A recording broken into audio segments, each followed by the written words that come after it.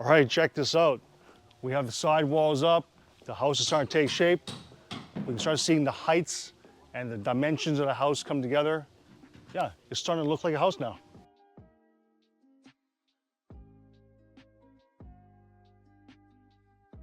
So earlier you saw the two guys pushing up this wall using those jacks.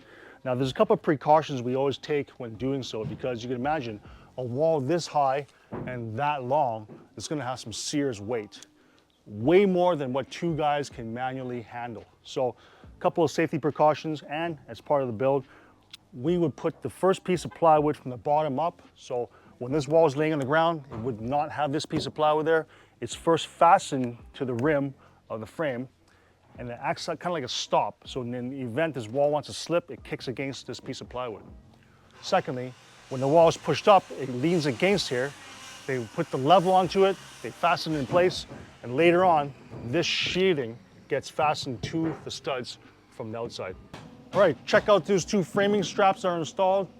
Those will overlap to the floor above.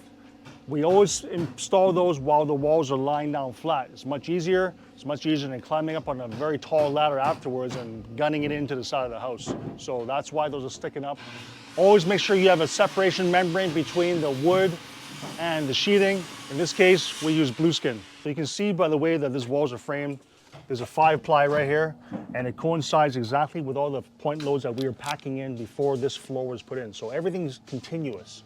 So all the loads get transferred down, and doing it floor by floor, you follow right to the top. Eventually, a beam will sit over the top of this wall, joining the other side where it meets with another 5-ply. So that's how the structure of the house is built up. Okay, so we'll let these guys finish up with the back wall, the front wall, lift them up again in place, tie it with the outside walls to form a box. That's when we start looking at the next floor up. Again, we're just repeating the same process, throwing the beams in place, throwing the TGIs in place, get it sheathed onto the roof level.